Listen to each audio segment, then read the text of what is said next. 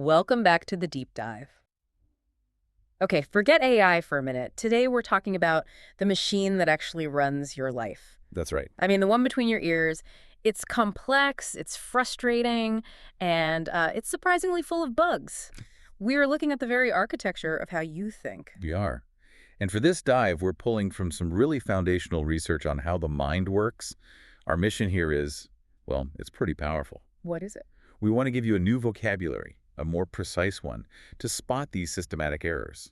We call them cognitive biases. So you can see them in other people. And eventually, the really hard part, spot them in yourself. And the whole framework for this, it really hangs on this brilliant metaphor, doesn't it? The idea that your mind is run by two different agents. Two agents. We call them System 1 and System 2. Okay, let's meet them. So System 1 is kind of the main character in your brain. It's fast, it's automatic, it runs without any real effort. It's just constantly generating impressions, intuitions, feelings that just pop into your head. It's your gut reaction. Like how you just know a sound is coming from over there. Or, how you can complete a phrase. If I say, peanut butter and... Your brain just serves up jelly, no thought required. System 1 is all about optimization. But then there's System 2, the supervisor. Right. System 2 is your conscious, effortful self. It's slow, deliberate. It's what you have to engage for the heavy lifting. Like trying to multiply 17 by 43 in your head. That's pure System 2. A lot of work. But here's the twist, the personality flaw of your conscious self. System 2 is lazy, really lazy. It's the lazy controller. It absolutely is. System 1 is the default for a reason. It's efficient, it saves energy, but that efficiency comes at a cost. A psychological cost. A huge one. Yeah. Because being fast means System 1 is always leaping to conclusions. Okay, let's unpack that. How does that automatic brain of ours lead us so far astray? Because it creates these mental illusions, right? Cognitive illusions, they're just like optical illusions. And the best way to see this in action is probably the Miller-Lyer illusion. Okay, paint the picture. So you have two lines. They're exactly the same length. You can measure them. But they have these little fins on the ends pointing in or out. And because of those fins, one line just looks longer. And even if I take out a ruler and measure it... Even then, your System 2, your conscious mind, knows they are equal. But I still see it. I still see the bottom one is longer. You can't turn it off. That impression from System 1, it just persists.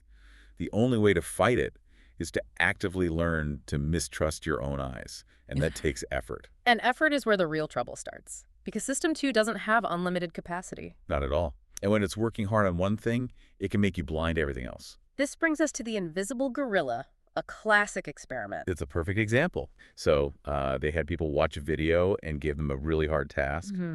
Count the number of basketball passes made by one team. So you're really focusing. Super focused. And right in the middle of it, a woman in a full gorilla suit walks onto the court, thumps her chest, and walks off. Yeah. And half the people, they don't see it at all. Right. They completely miss the gorilla. It's a failure of attention, not a failure of sight. They've used up all their cognitive fuel on counting. And the scary part, What's that? when you ask them later, did you see the gorilla?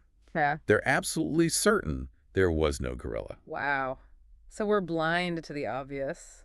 And, to use the phrase from the source material, we're also blind to our blindness. That reinforces this whole law of least effort thing. Exactly. System 2 is stingy. If System 1 offers up any answer that seems plausible, System 2 just signs off on it.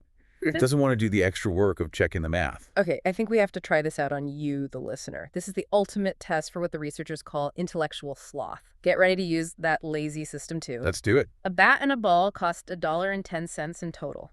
The bat costs $1 more than the ball. How much does the ball cost? Now, as you hear that, an answer just jumps into your head. System 1 is screaming it at you. 10 cents. 10 cents.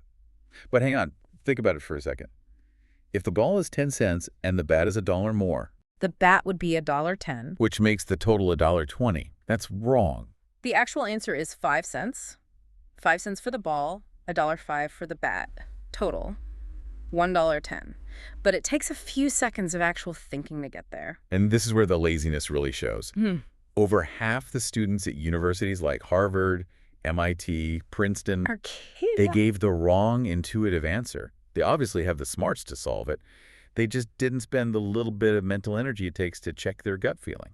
That refusal to just pause, That's intellectual sloth. That's a perfect definition of it. And that's a great transition because when our fast thinking system one runs into a hard question, it doesn't just give up. No, it does something very clever. It substitutes it. It swaps the hard question for an easier one. And that's the core of what we call heuristics. Mental shortcuts, rules of thumb. They're fast, but they lead to these predictable, systematic errors, biases. So let's talk about the big one, the one we run into all the time, the availability heuristic. Right. This is where we judge how frequent or likely something is, based purely on how easily examples come to mind. So if it's easy to remember, we think it happens a lot. Pretty much. You can show this by asking a simple question. Which letters, say K, L, N, R, or V, show up more often as the first letter of a word, or the third? Well, it's way easier to think of words that start with K, kite, kitchen, key. Exactly. And because it's easier, people consistently overestimate how common they are in that first position. In reality, all those letters are far more common in the third position. And we do this with real-world risks. Constantly. You might think divorce is way more common among politicians than, say, doctors. Why? Because a politician's divorce is headline news. It's vivid, it's available. A doctor's private life isn't. So our sense of reality is being shaped by media coverage, not actual statistics. Your judgment is being driven by what's memorable. This connects to a bigger, kind of strange idea, WYSIAD. WYSID. It stands for what you see is all there is. This might be the most important thing to get about System 1. It builds the most coherent story it can, but it only uses the information that's right in front of it. And crucially, it doesn't care about the quality or quantity of that information. So it's not about how much evidence you have, it's about how nicely the pieces you do have fit together. It's consistency over completeness. They've done legal studies on this. Oh, this is fascinating. People who saw the evidence for only one side of a case were just as confident in their verdict as people who saw both sides. Because they had a simple, clean story. No conflicting facts. A perfectly coherent narrative. And that's all System 1 needs for total confidence. WYSIAD also explains framing, right? How you say something matters just as much as what you say. Absolutely. Calling ground beef 90% fat-free sounds a whole lot better to System 1 than calling it 10% fat. Even though it's the exact same thing. The positive frame just feels better, so your brain defaults to it. Okay, then there's another heuristic. Representativeness. This is where we swap a question about probability for an easier one about similarity or stereotypes. Let's use the Tom W. example. It's a classic. Go for it. Okay, so you get a description of a guy named Tom W. He's meek, he's tidy, a bit obsessive, likes corny puns. Is he more likely to be a computer scientist or a student in, say, humanities and education?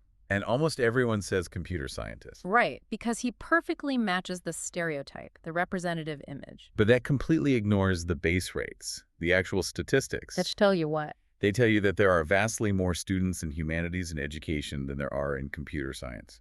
So just by sheer numbers, it's way more probable that Tom W. belongs to that much larger group. But our brain doesn't like statistics. It prefers a good story. You swap the hard question, what's the probability, for an easy one, does this guy seem like a computer geek? Which brings us to how much our thinking is shaped by our environment, even when we don't realize it.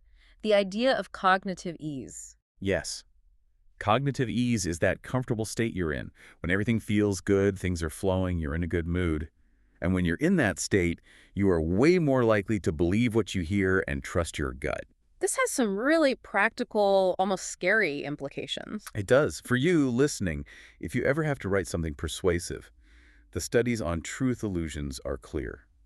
You have to reduce cognitive strain. What does that mean? It means use a clear font, high-quality paper, simple language, avoid jargon. It's amazing that something like a font could change whether we believe something. It can.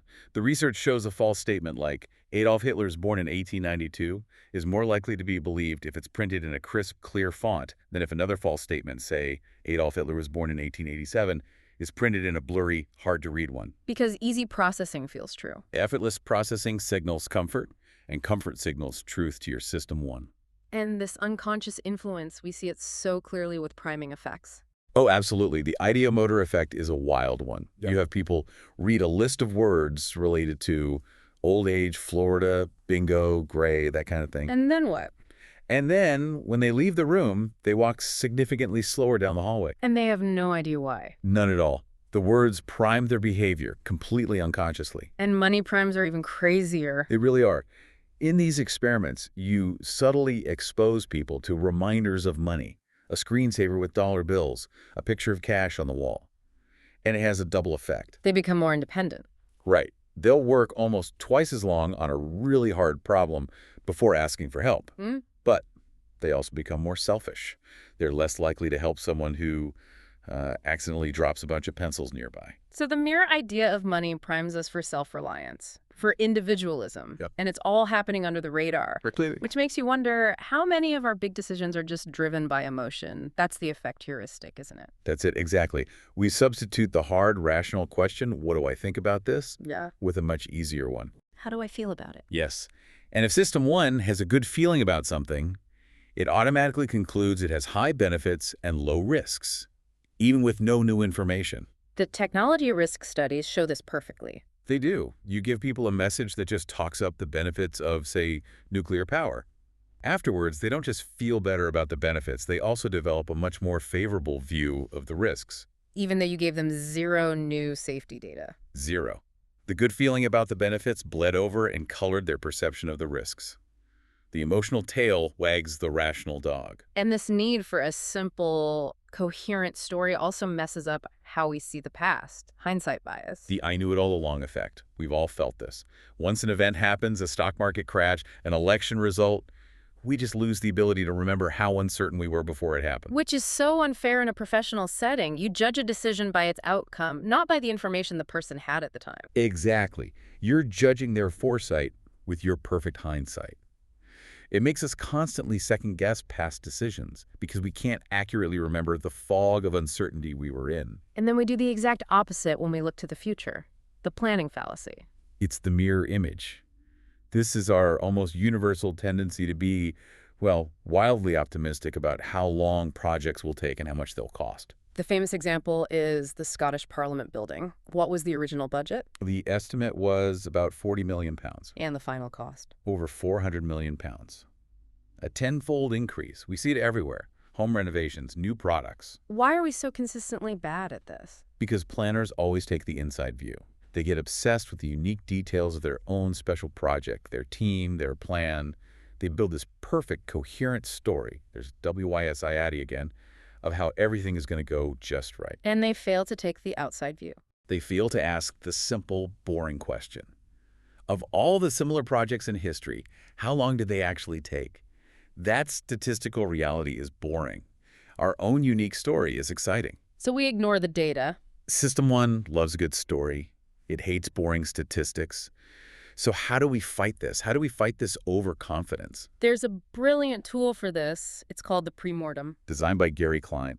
It's so simple and so effective. How does it work? Before you commit to a big decision, you get your team together and you say, okay, imagine it's a year from now, and this project has been a total spectacular disaster. I love this already. Now, I want each of you to spend 5 minutes and write a brief history of why it failed. It legitimizes doubt. It completely legitimizes Yeah. doubt. It gives a voice to the quiet pessimists in the room who were too nervous to speak up during the optimistic planning phase.